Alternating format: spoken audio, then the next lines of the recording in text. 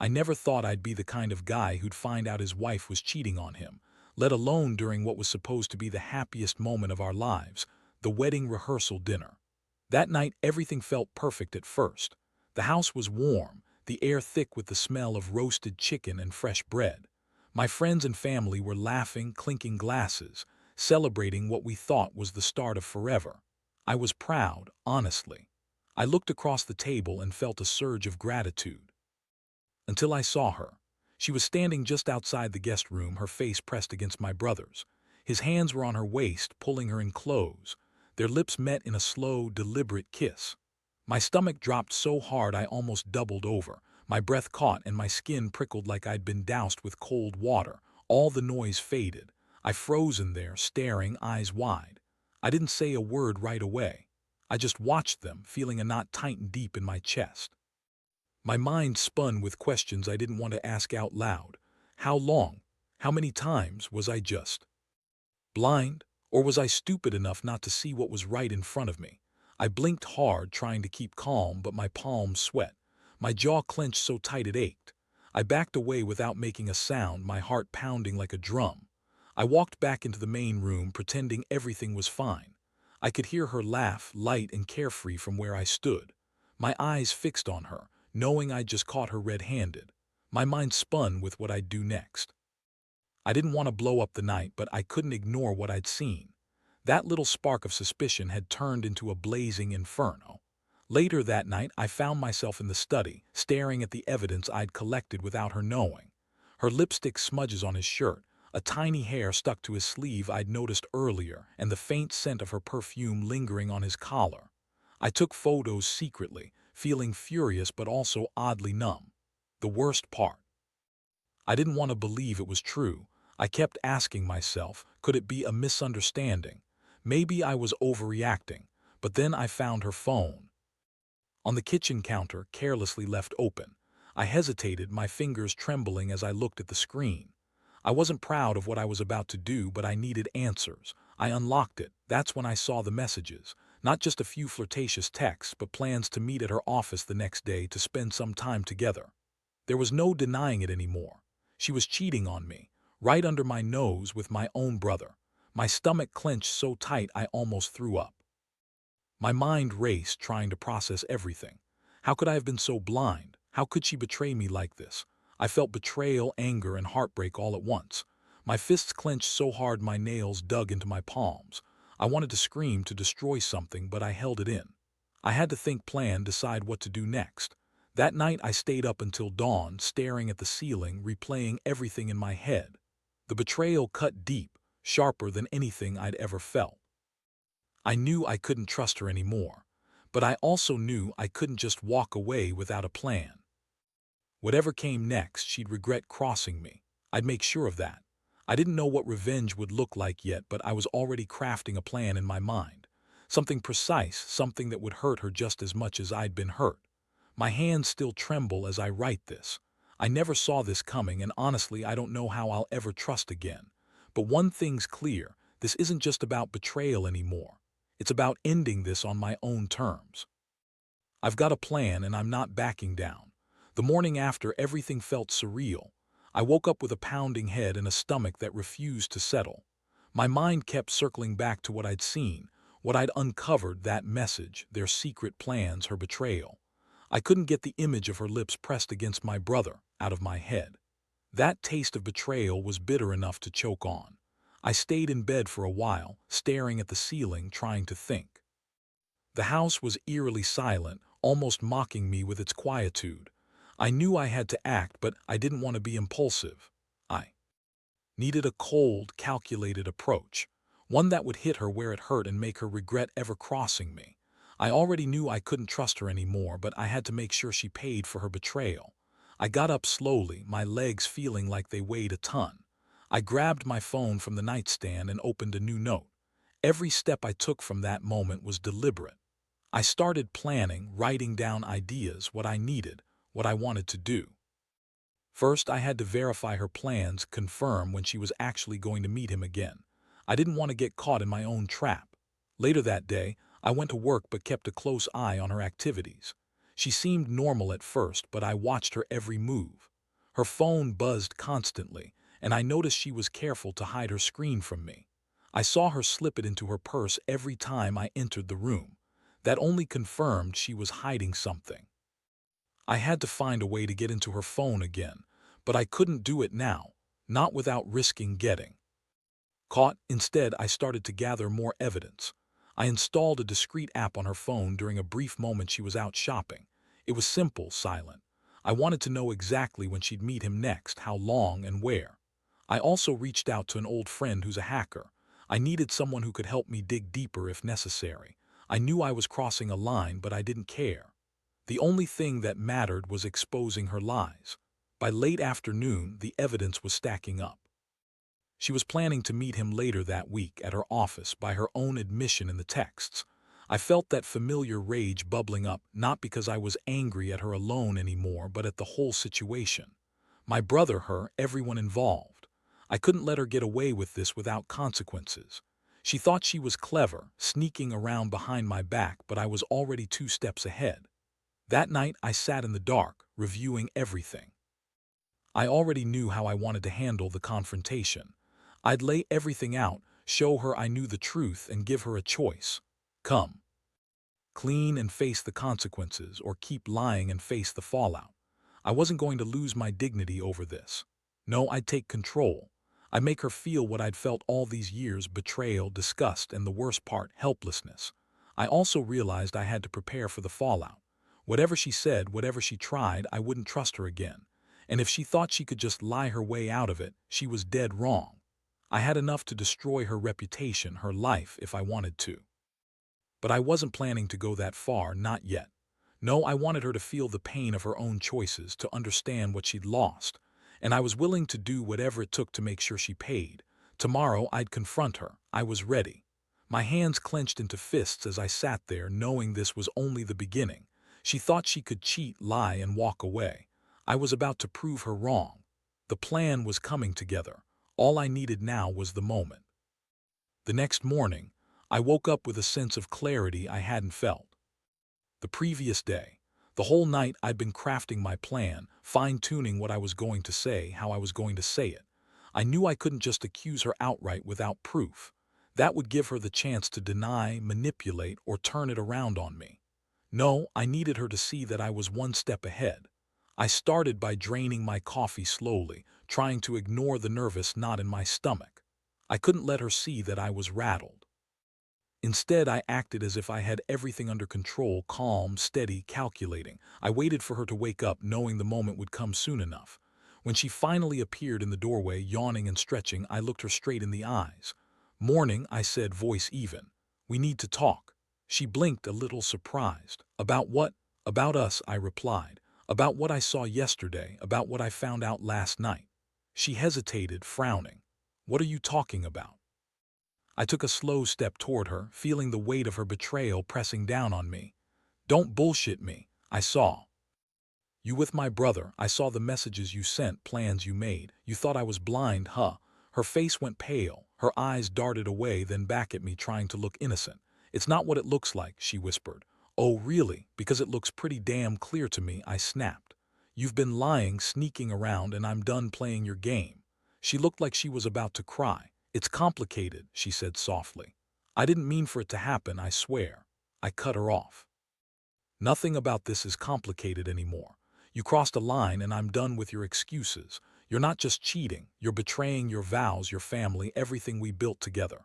Her hands trembled. "Please, give me a chance to explain." "No," I said sharply. "I've already heard enough. I've got all the proof I need. And I know you're planning to meet him again at your office today."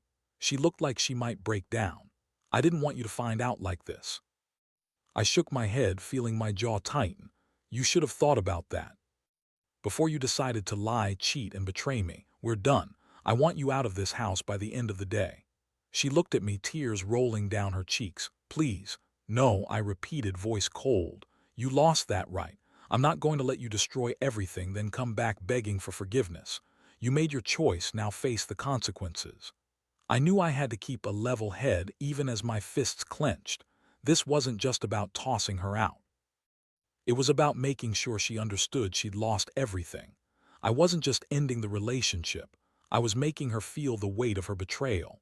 While she packed her things, I meticulously prepared my next move. I had already installed the tracking app on her phone, and I knew exactly where she'd be today. I had a friend lined up to help me with some final measures. I was ready to make her regret ever crossing me.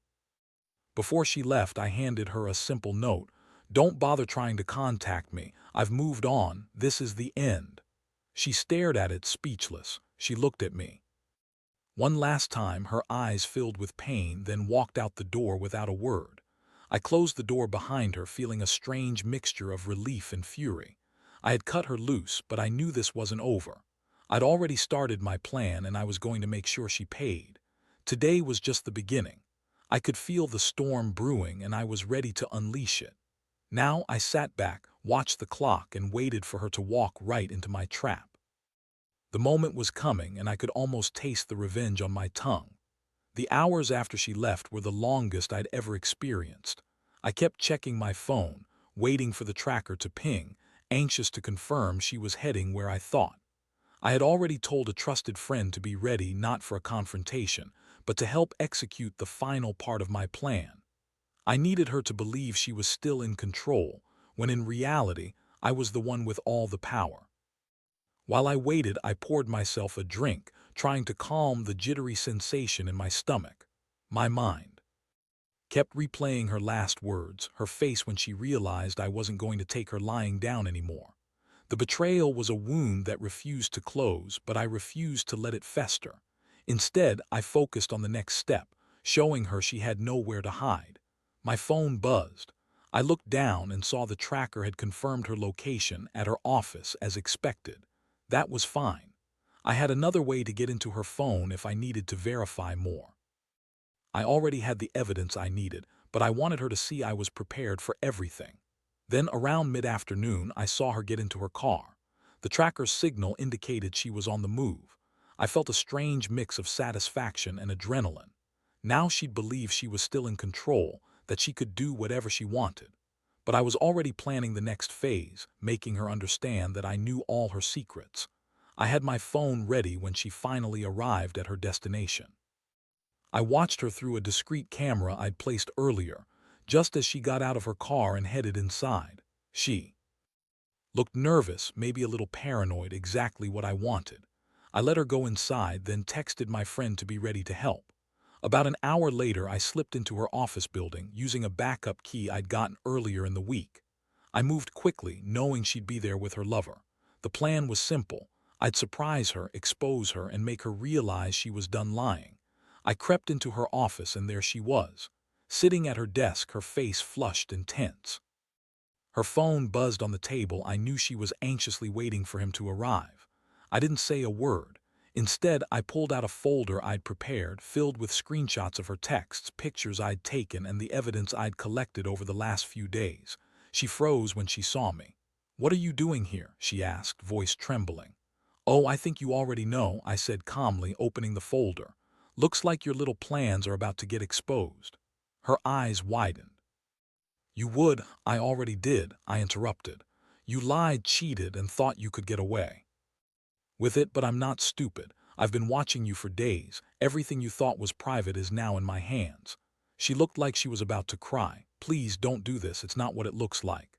"Oh, I think it's exactly what it looks like," I said. "You and my brother, behind my back, you really thought you could keep this secret forever." She looked desperate. "It's complicated, okay?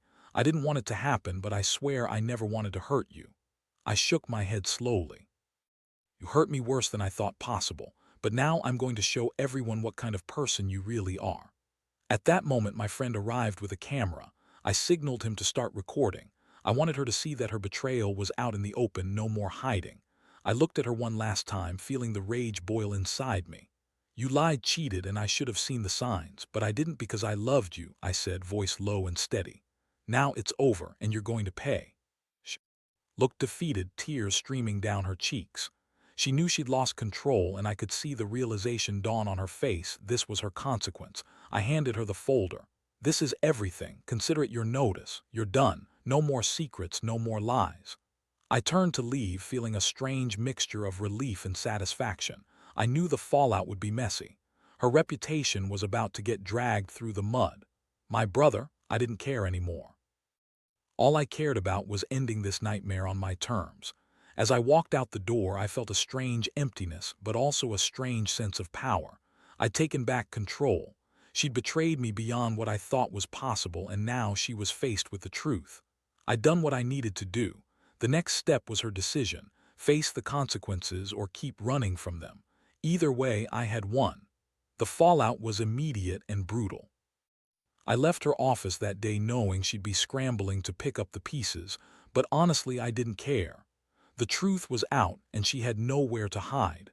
I'd handed her the evidence, and I could see the shock in her eyes when she realized I'd played her game better than she thought. It felt like a victory, but also like the beginning of something darker. Over the next few days, I watched her spiral. She'd call and text, trying to deny, plead, or manipulate her way out of it. I ignored every message, every call. I didn't need to hear her lies anymore. The photo, the recordings, the proof I'd kept hidden, it was all I needed. She'd lost her grip on her own story, and I was content to let her drown in her own chaos. Meanwhile, I started to pull away from everyone else involved. I didn't want her to think I was still entangled or vulnerable. I made sure my friends knew I was done, that I was moving on. I blocked her from social media, changed my number, and deleted every trace of her from my life. It was time to cut the cord. I didn't want her to have any leverage left, no way to spin things, no way to manipulate the situation anymore. One night, I sat alone, feeling the weight of everything I'd done. I knew I'd crossed a line, but honestly, I didn't care. She'd betrayed me in the worst way possible, and I'd taken back what was mine: my dignity, my respect, and my peace.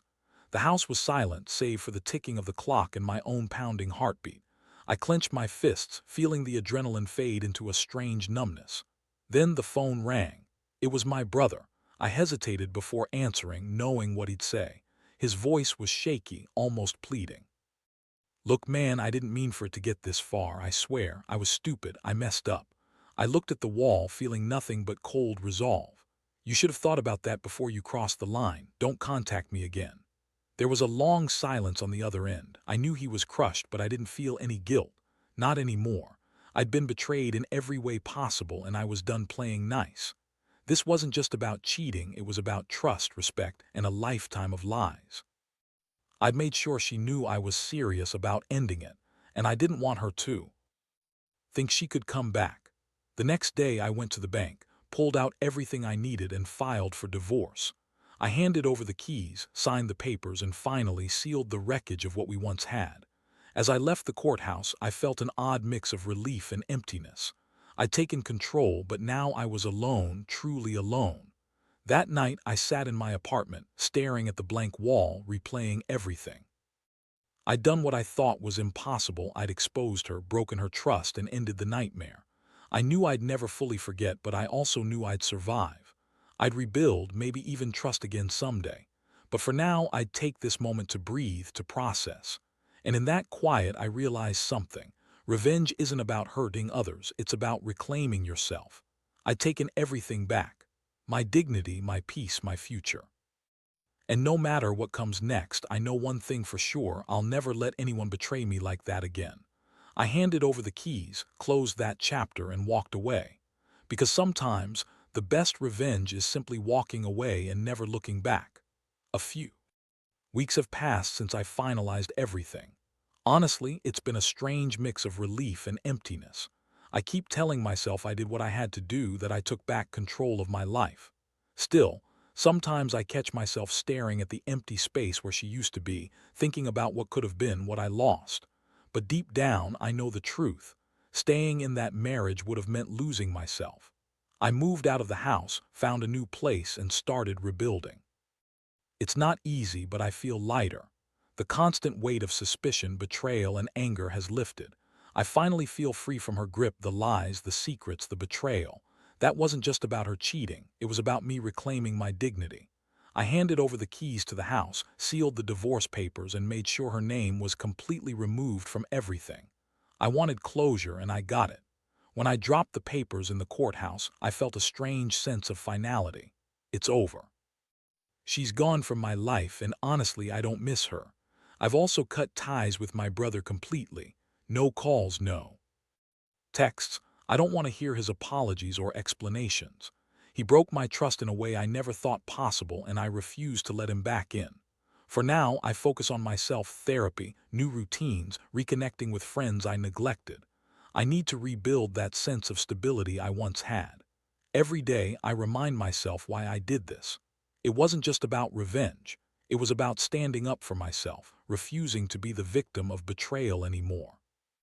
I've learned that trust, once shattered, is almost impossible to repair if broken by those closest to you. But I also learned that I'm stronger than I thought. I can survive the worst because I refuse to let others define my worth. Looking back, I see the red flags I ignored. Maybe I was blinded by love or too eager to believe the best in her. But I also see my own strength, how I turned the pain into a plan, how I faced her accusations with cold resolve instead of tears. That moment in her office, showing her the evidence, was a turning point. I realized I didn't have to accept the betrayal silently. Now I live with a new sense of clarity. I don't trust easily anymore, and that's okay. I know what's real and what's not. I know my worth. And I know that the most important thing is to never let anyone make me feel small again. I share this because I know so many people are hurting after betrayals like this. Maybe you're in the same boat I was, feeling lost, betrayed, furious. My advice: don't wait, take control, gather your evidence, plan your move, and do what you need to do to reclaim your life. Because at the end of the day, the only person who truly has your back is yourself. Trust is fragile, but strength, that's something you build from within. And no one, no betrayal can take that away from you unless you let them. I'm not perfect. I still have bad days, but I know this: I'm finally free. And that's all that matters.